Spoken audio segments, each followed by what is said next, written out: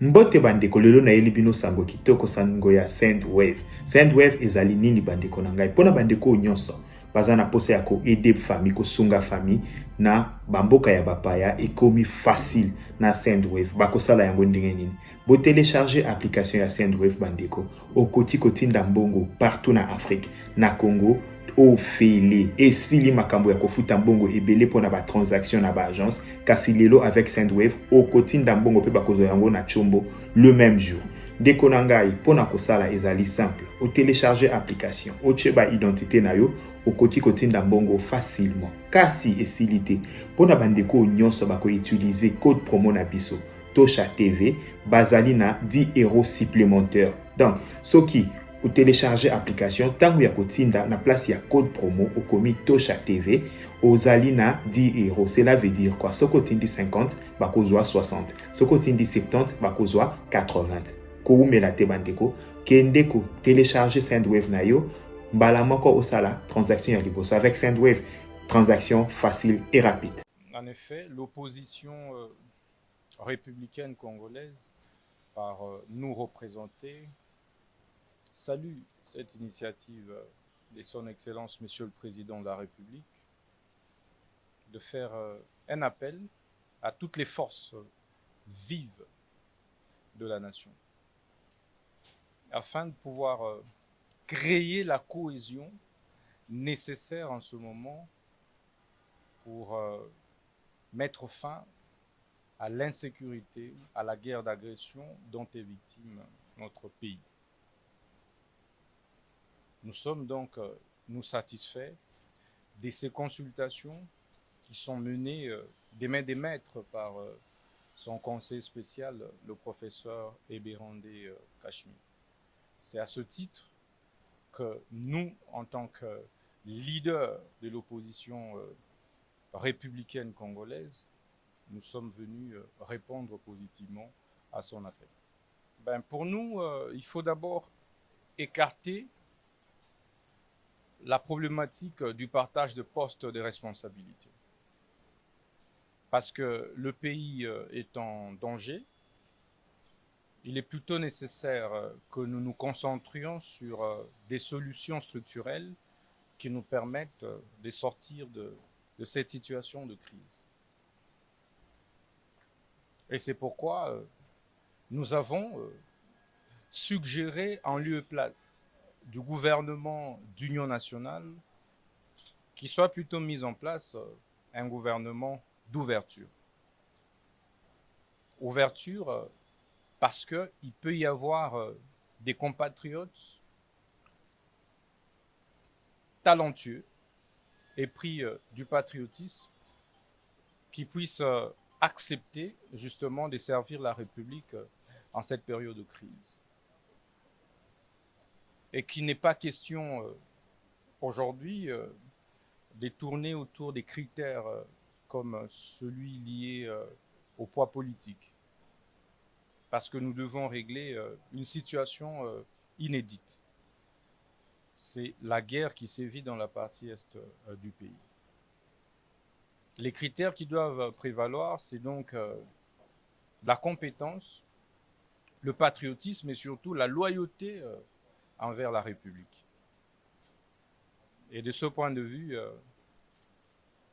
le plus important, c'est de maintenir, je veux dire, l'architecture gouvernementale actuelle, avec la première ministre actuelle, Judith Suminwa, mais ajouté par des réaménagements techniques quelques membres pour ne pas casser l'élan du travail qui se fait déjà. Sinon, nous allons passer de l'éternel recommencement à l'éternel recommencement. Ça ne sert pas le pays. Ici, il ne s'agit pas de la politique des hautes toits des lacs que je m'y mette. Je pouvais dire, oui, en tant que chef de file de l'opposition, il faut plutôt me nommer moi Premier ministre, etc. Mais ce n'est pas ça le plus important. Ce n'est pas ma personne qui pourra résoudre la question d'insécurité qui est à l'est du pays. Il faudrait plutôt qu'ensemble, nous puissions fédérer nos forces pour pouvoir créer une cohésion forte en interne qui nous permette de bouter dehors, hors de nos frontières, l'ennemi qui nous a agressés, l'ennemi qui nous a envahis. Comme je l'ai dit, il s'agit des réaménagements techniques que nous proposons. Ça veut dire en gardant la structure actuelle. En lieu et place de penser que c'est en faisant un gouvernement des 100 membres que les problèmes seront résolus, ou des 30 membres, là n'est pas le problème. Donc le problème de l'insécurité à l'est du pays est d'ordre patriotique d'abord. Nous devons comprendre que le pays est en danger et que nos égos doivent céder place au patriotisme et à la loyauté envers la République. Savez-vous, lorsque un serpent entre dans une maison et trouve parents, enfants en train de se disputer, de se chamailler, je pense que le réflexe normal et naturel, c'est que les membres des familles se fédèrent pour pouvoir tuer les serpents et par la suite revenir sur leurs disputes pour en trouver une solution. Et donc nous sommes exactement dans la même situation. Il ne faudrait pas dire, moi je ne veux pas tuer parce que tel m'a insulté, etc. J'en appelle donc ici au sursaut patriotique, surtout des compatriotes et frères et sœurs de l'opposition, de la société civile qui hésitent encore. Ça ne sert à rien de pouvoir externaliser nos problèmes. Ici est le lieu et le cadre par excellence pour que nous puissions discuter et formuler des propositions concrètes. On ne réglera pas le problème de l'insécurité à l'est du pays en faisant la politique de haute toit des là que je m'y mette. Parce que ceux qui vont également partir pourront être frustrés. Donc ce n'est pas ça le problème. Donc nous allons alors aller de frustration en frustration. Il faut nous regarder en face pour nous dire la guerre qui sévit à l'Est nécessite la cohésion et que des propositions, s'il y a, autant mieux venir les déposer auprès de l'envoyé spécial du chef de l'État à cet effet. Et c'est pourquoi j'insiste, je réitère mon appel à toutes les forces vives politiques et sociales de la nation, nos frères et sœurs de l'opposition politique, de pouvoir vraiment privilégier l'intérêt supérieur de la nation. Parce que si l'ennemi venait à nous arracher toute la République, nous ne saurons plus où faire l'opposition et nous ne saurons plus où gouverner. D'abord, le problème, ce n'est pas un problème interne entre Congolais. Ici, il s'agit de l'agression rwandaise. C'est un pays étranger qui a décidé d'agresser notre pays. Et il ne faudrait pas que nous donnions l'impression au monde qu'il ne s'agit pas d'une agression étrangère, mais plutôt d'un problème intercongolais. Ici, ce sont des militaires rwandais qui ont franchi les frontières congolaises et se sont retrouvés sur les territoires congolais, en l'occurrence à Goma, à Bukavu, à Rutshuru. Et que de ce point de vue, il est nécessaire que nous puissions tous parler le même langage, de quelque bord que nous puissions être. Parce que le président Tshisekedi va passer. Par ailleurs, il n'a jamais violé de constitution. Il n'a jamais violé de loi. Il n'a jamais déclaré qu'il ferait 100 ans au pouvoir. Il n'a jamais dit qu'il n'y aurait pas organisation des élections dans le prochain quinquennat.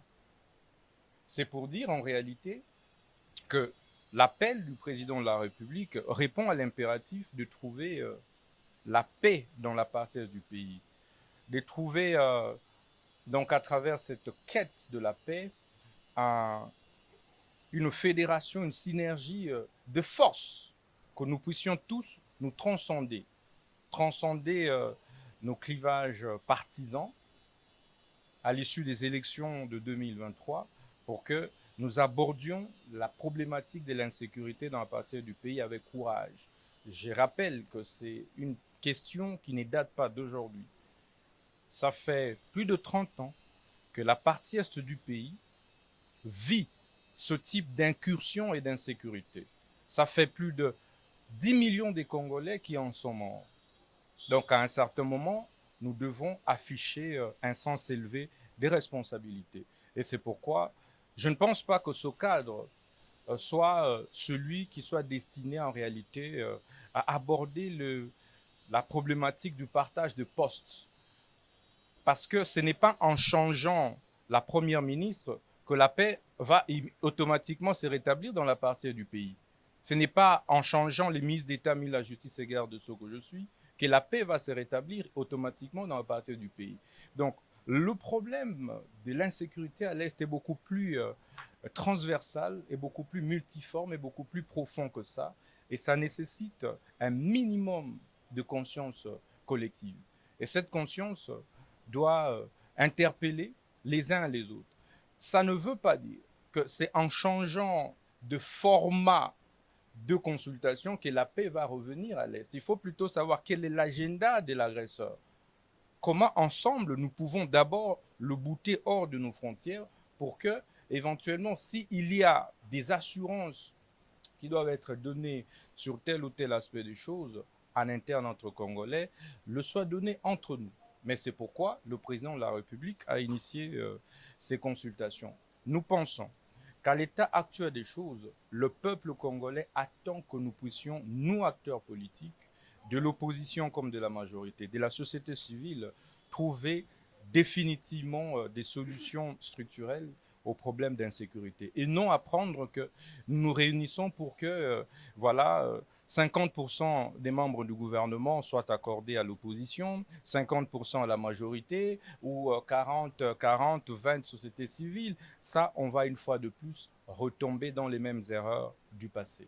Il est plus que temps que nous ne puissions pas nous laisser distraire par nos appétits de pouvoir, par nos appétits des positionnements personnels. Il est temps que nous puissions consolider les acquis, ce qui est là. Est-ce que la guerre qui sévit à l'Est a commencé avec le gouvernement actuel? Non. Est-ce que la solution est justement de pouvoir dire on se retrouve, qu'on donne tel ou tel poste à l'opposition politique? Nous disons non.